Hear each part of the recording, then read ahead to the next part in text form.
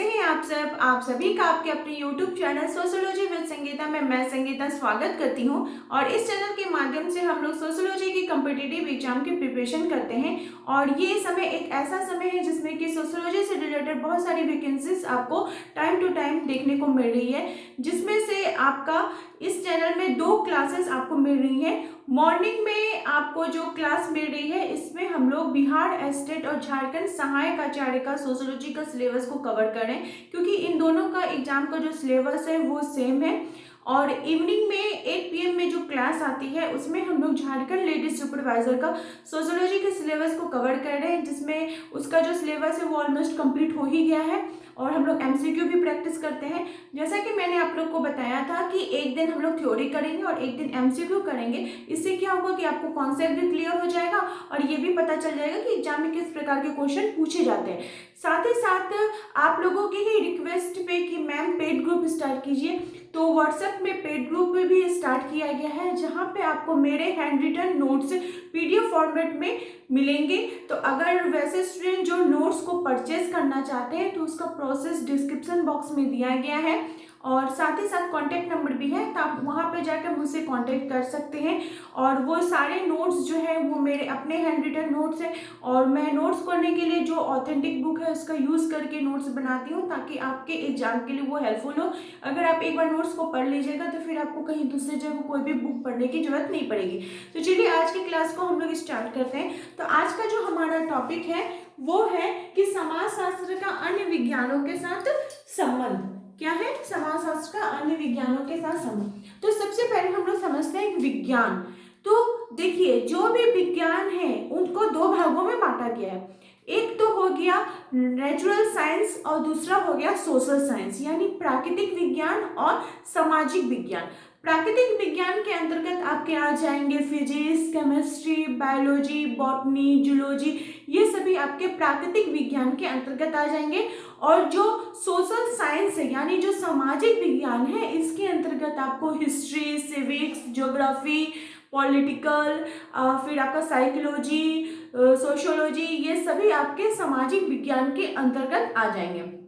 तो जैसा कि हम जानते हैं, हम लोगों ने पहले के क्लास में भी पढ़ा कि समाजशास्त्र जो है ये क्या कर रहा है, समाज का वैज्ञानिक तौर पर अध्ययन कर रहा है। अब किसका अध्ययन कर रहा है? समाज का, सोसाइटी का अध्ययन कर रहा है। तो सोसाइटी में क्या हो रहा है, बहुत सारे आपको चीजें देखने को मिलती हैं। जैसे आपका हो गया राजनीति भी आपको देखने को मिल रहा है, आपको अपराध भी देखने को मिल रहा है, आपको संस्कृति, रीति रिवाज, भूगोल, इसका इतिहास, ये सारी चीजें आपको कहाँ पे देखने को मिल रही है? तो समाज के अंतर्गत। अर्थात क्या बोला जा रहा है कि समाजशास्त्र इन सभी चीजों का अध्ययन कर रहा है। तो समाजशास्त्र को बहुत सारे वैज्ञानिकों ने जो इनके समाज सिद्धांत करे, किन्हीं ने इसको सामान्य विज्ञान माना है तो किन्हीं ने इनको विशिष्ट विज्ञान माना है। ठीक है, तो उसी प्रकार से आज के क्लास में हम लोग देखेंगे कि समाजशास्त्र जो है अन्य सामाजिक विज्ञान, जैसे आपका इतिहास हो गया, राजनीति शास्त्र हो गया, अर्थशास्त्र हो गया, मानव शास्त्र हो गया, तो इस प्रकार से ये कैसे कोरिलेट है।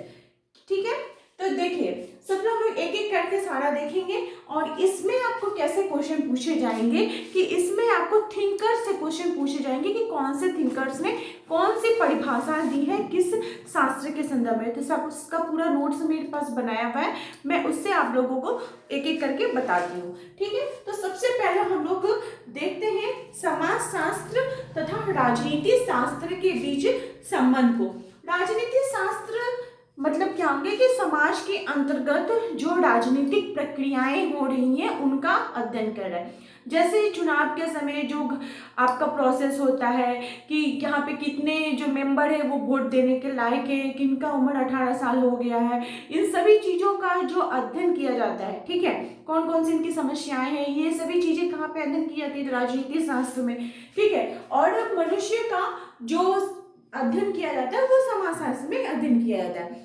तो बोला जा रहा है कि मनुष्य क्या है, ये एक सामाजिक प्राणी है और साथ ही साथ ये एक राजनीतिक प्राणी भी है। ठीक है, ऐसा कोई भी मनुष्य जो बिना राजनीति के हो, बिना कोई राजनीति के बाहर का हो। ठीक है, सबको अपने कानून के एक दायरे के अंतर्गत रहना पड़ रहा है। ठीक है, इसलिए बोला जाता है कि मनुष्य एक सामाजिक प्राणी है, साथ ही साथ राजनीति। तो इसमें जिनका थिंकर का नाम आता है वो है गिडिंग्स महोदय। इन्होंने बताया है, इनका नाम आता है गिडिंग्स का। वे बताते हैं कि समाजशास्त्र के प्रारंभिक नियमों से अनभिज्ञ व्यक्ति को जब राज्य के सिद्धांतों की शिक्षा दी जाती है, ठीक है, कि किस प्रकार से राज्य का गठन हुआ है, उसके कौन कौन सी नियम है, इन सभी चीजों का जब वो अध्ययन करता है तो किस माध्यम से करता है, तो राजनीति शास्त्र के माध्यम से करता है। ठीक है, आप लोग को समझ में आ गया। नेक्स्ट है समाजशास्त्र तथा इतिहास का संबंध। तो इतिहास क्या है, जैसे बी डिस्ट्रिक्ट मोहन ने बताया था कि समाजशास्त्र का तो अतीत पुराना है लेकिन उसका इतिहास नया है। मतलब कि अतीत में क्या होता है कि हमको कोई लिखित चीज की जानकारी नहीं मिलती है, लेकिन इतिहास में हमें लिखित प्रमाण मिलता है। तो इतिहास में हम किस चीज का अध्ययन करते हैं कि समय समय, क्योंकि भारत एक ऐसा देश है जहाँ पे विभिन्न समय समय पे बहुत सारे राजा महाराजा आकर यहाँ पे शासन किए, तो उनका जो इतिहास है कि उनको कौन कौन से वे शासन पद्धति अपनाए, उन्होंने कब किसके साथ युद्ध लड़ा, उन्होंने कौन सी धार्मिक नीति को अपनाया, कौन सी नीति को छोड़ा, तो ये सभी चीज हम लोग किससे अध्ययन करते हैं, हिस्ट्री से ही अध्ययन करते हैं, इतिहास से ही अध्ययन करते हैं। ठीक है, तो इतिहास किसका अध्ययन कर रहा है, समाज में रह के अध्ययन कर रहा है। तो इसलिए हावर्ड महोदय बताते हैं कि, कौन बताते हैं, हावर्ड जी का नाम आता है आपको, कि इतिहास अतीत का समाजशास्त्र है। इतिहास क्या है, अतीत में जो समाज है उसका अध्ययन कर रहा है, जबकि जो समाजशास्त्र है वो वर्तमान समाज का इतिहास है। समाजशास्त्र क्या है, जो वर्तमान में जो समय हो रहा है उसका क्या कर रहा है, इतिहास को समाजशास्त्र बोला जा रहा है। और आपका जो इतिहास है ये अतीत का समाजशास्त्र है। इतिहास में क्या होता है, हम क्रम के अनुसार अध्ययन करते हैं। किसके अनुसार अध्ययन करते हैं, कोई भी घटनाओं का क्रम के अनुसार अध्ययन करते हैं। और जो समाजशास्त्री होते हैं वो वर्तमान में जो सभ्यताएं हो गई, संस्कृति हो गई, उसके आधार पर अध्ययन करते हैं। इसी में पार्थ महोदय भी आते हैं। पार्थ महोदय बताते हैं कि इतिहास मानव अनुभव और मानव प्रकृति का मूर्त अध्ययन करता है और समाजशास्त्र अमूर्त अध्ययन करता है।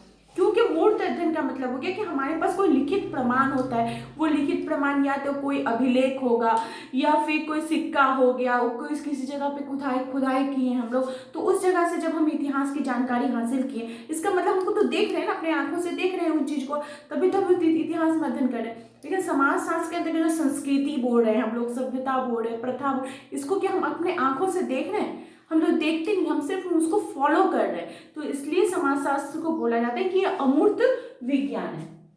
ठीक है, समझ में आ गया आप लोगों को। फिर थर्ड है कि समाजशास्त्र तथा मानव शास्त्र का अध्ययन। मानव शास्त्र मतलब हो गया एंथ्रोपोलॉजी। इसमें जो थिंकर, जो इम्पोर्टेंट थिंकर है वो क्रोबर महोदय हैं, जिन्होंने कहा है कि समाज शास्त्र और मानव शास्त्र दोनों जुड़वा बहन है। क्योंकि मानव शास्त्र में किसका अध्ययन किया जा रहा है, मानव का, मनुष्य का, और समाज शास्त्र में किसका अध्ययन किया जा रहा है, समाज का। तो समाज किससे बनता है, मनुष्य से ही बनता है, इसलिए इन दोनों को बोला जा रहा है कि ये दोनों क्या है, तो जुड़वा बहनें हैं। और इसमें एक और थिंकर आते हैं आपके हावेल। कौन आते हैं, हावेल महोदय। हावेल महोदय बताते हैं कि विस्तृत अर्थ में समाजशास्त्र और मानव शास्त्र बिल्कुल एक समान है। जुड़वा बहने की बात करेगा तो क्रोबर, और एक समान की बात करेगा तो हावेल महोदय हो जाएंगे। जैसे फिर उन्होंने इसको फिर वर्गीकृत भी किया है, भौतिक मानव शास्त्र, प्रागैतिहासिक मानव शास्त्र, सामाजिक मानव शास्त्र। और इन जो तीन भाग में जो मानव शास्त्र को बांटा गया, भौतिक और आपका अभौतिक, प्रागैतिहासिक और जो सामाजिक मानव शास्त्र, तो जो सामाजिक मानव शास्त्र है वो समाज शास्त्र से बिल्कुल एकदम उसके समतुल्य है, उसके बराबर का है। इसलिए बोला जाता है कि समाजशास्त्र और मानव शास्त्र दोनों जुड़वा बहन है। क्लूखोन महोदय क्या बताते हैं इसके संदर्भ में, कौन है, क्लूखोन महोदय। क्लूखोन महोदय बताते हैं कि मानव शास्त्र व्यक्ति के सामने एक ऐसा दर्पण प्रस्तुत करता है जिसमें वो अपने को, अपनी असंख्य, उसकी जो असीमित वैरायटी है उसमें उसको देखता है। वैरायटी की बात कौन करते हैं, तो क्लूखोन महोदय करते हैं। ठीक है, मानव शास्त्र आपको समझ में आ गया। फिर है अर्थशास्त्र। अर्थशास्त्र में क्या करता है कि हम लोग समाज के अंतर्गत जो आर्थिक घटनाएं होती, आर्थिक क्रियाएं होती हैं, उन सभी का हम लोग अध्ययन करते हैं। ठीक है। जैसे भारत एक मान लीजिए कृषि प्रधान देश है, तो यहाँ पर कृषि की जो घटनाएं हो रही हैं, कौन कौन सा इसका उन्नत किस्म का हम लोग यूज करेंगे, क्या हरित क्रांति हुई, कौन सी पंचवर्षीय योजना हुई, कौन सा योजना, तो ये सभी चीजें किसके लिए की जा रही है, समाज के लिए, मनुष्य के लिए, ताकि उनको हम योजना का अगर लाभ दिया जा सके तो वो समाज में उनका जो स्थान है और ऊंचा हो सके और उनकी स्थिति जो आर्थिक स्थिति कमजोर वो ठीक हो सके। तो फिर ये दोनों ही एक दूसरे से कोरिलेट हो जाएंगे। इसलिए लोबी महोदय बताते हैं कि सामाजिक कारकों की अवहेलना करके अर्थशास्त्र को किसी प्रकार भी एक स्वतंत्र विज्ञान नहीं कह सकते। अर्थशास्त्र भी क्या कर रहा है, समाज का ही अध्ययन कर रहा है। क्या कर रहा है, तो समाज का ही ये अध्ययन कर रहा है।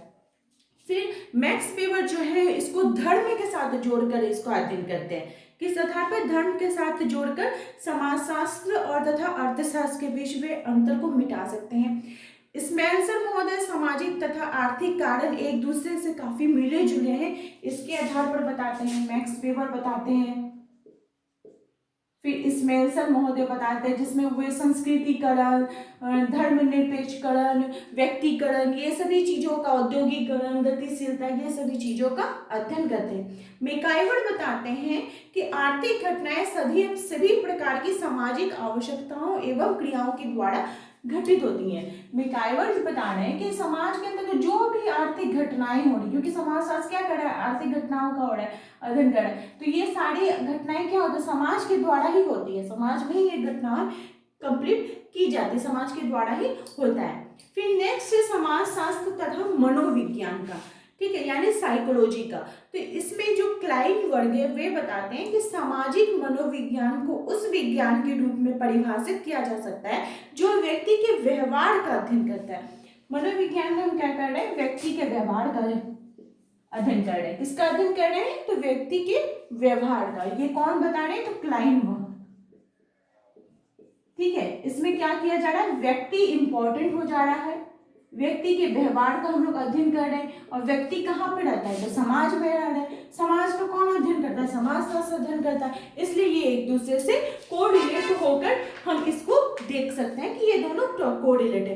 टालकट पार्सन्स बताते हैं कि मनोविज्ञान में क्या करते हैं, हम लोग व्यवहारों का अध्ययन करते हैं, जैसे हमारा संज्ञान हो गया, हमारा लर्निंग, हमारा थिंकिंग, ये सभी चीजें आ जाएंगी, ठीक है। मैकाइवर एवं पेज बताते हैं कि समाजशास्त्र विशेष रूप से मनोविज्ञान को क्या कर रहा है, हेल्प कर रहा है। ये क्या करता है, हेल्प करता है। हेल्प करने के बाद कौन बताते हैं, तो मैकाइवर जी बताते हैं। हो गया। नेक्स्ट है कि समाजशास्त्र और दर्शन शास्त्र। दर्शन शास्त्र मतलब हो गया फिलॉसफी। दर्शन शास्त्र संसार और मनुष्य की प्रकृति को समझने का एक प्रयत्न करता है। दर्शन शास्त्र जो होता है वो तर्क देता है और कल्पना पर आधारित होता है। दर्शन शास्त्र में हम कोई भी चीजों को मतलब तर्क के आधार पर समझने का कोशिश करते हैं। जैसे बोला जाता है ना कि ग्रहण के समय अगर ग्रहण लगता है तो उसके बाद सारा खाने में तुलसी दे के रखना चाहिए, ग्रहण के बाद नहा लेना चाहिए। तो ऐसा बोला जा रहा है, समाज के अंतर्गत ये चीज बोला रहा है कि हम इन धर्म को पालन कर रहे हैं, ठीक है। लेकिन दर्शन शास्त्र में क्या करके ये तर्क किया जाएगा, क्यों ऐसा किया जाता है, तो जरूर इसका कोई कारण होगा। तो मतलब ग्रहण के समय जो सूर्य से कुछ ऐसी किरणें निकलती हैं जो कि हमारे शरीर को, हमारे स्किन को इफेक्ट कर सकती है, इसलिए नहाने से वो क्या होता है कि जो रे है वो धुल जाता है। खाना में अगर तुलसी दे देंगे तो तुलसी में ऐसा एंटीबायोटिक होता है जो कि खाने को खराब होने नहीं देता है, इसलिए तुलसी दिया जाता है। तो ये सभी चीजों को हम लोग तर्क के माध्यम से कैसे कर सकते हैं, तो दर्शन शास्त्र के अध्ययन कर सकते के अंतर्गत ही कर सकते हैं। इसलिए बोला जाता है दर्शन शास्त्र और समाजशास्त्र एक दूसरे के पूरक है, ठीक है। इसमें मैकाइवर जी बताते हैं कि मूल्यों के बिना, हमारा जो सिद्धांत है उसके बिना हम कोई भी समाज की कल्पना नहीं कर सकते, ठीक है। उसी में देखिए जो सी राइट मिल्स है वो समाजशास्त्र को एक शिल्प मानते हैं, ठीक है। फिर सामाजिक विज्ञान का जो तुलनात्मक अध्ययन है वो रेडक्लिफ ब्राउन करते हैं। और फिर भूगोल यानी भौगोलिक पर्यावरण का हम अध्ययन कर रहे हैं। समाज के अंदर का जो भौगोलिक पर्यावरण है, जो मनुष्य रह रहे हैं वो किस प्रकार से घटनाएं कर रही है, साथ ही साथ जो व्यक्ति है उसका अध्ययन वो भूगोल के अंतर्गत किया जा रहा है। अपराध शास्त्र में मतलब समाज के अंतर्गत मान लीजिए कोई भी अपराध हो रहा है, जैसे दहेज प्रथा हो गया, बाल विवाह हो गया, श्वेत वसन अपराध हो गया, मादक द्रव्यशन हो गया, तो ये सभी चीजों का अध्ययन आपको अपराध शास्त्र में होगा। और ये जितने भी अपराध हो रही है वो कहाँ हो रही है, तो समाज के अंतर्गत हो रही है। इसलिए बोला जाता है कि अपराध शास्त्र समाज शास्त्र एक दूसरे के पूरक है। तो आई होप आप लोगों को पूरा ये टॉपिक अच्छे प्रकार से समझ में आ गया होगा। नेक्स्ट क्लास में हम लोग इससे रिलेटेड एमसीक्यू को भी कवर करेंगे, तो आप लोग मेरे चैनल के साथ बने रहिए। आप लोगों को क्लासेस किस प्रकार से लग रही है उसका जरूर मुझे कमेंट करके बताएं, तथा जिनको भी नोट्स की नीड है वो जरूर मुझसे कॉन्टेक्ट करें। मेरे चैनल के साथ बने रहने के लिए आप सभी का थैंक यू।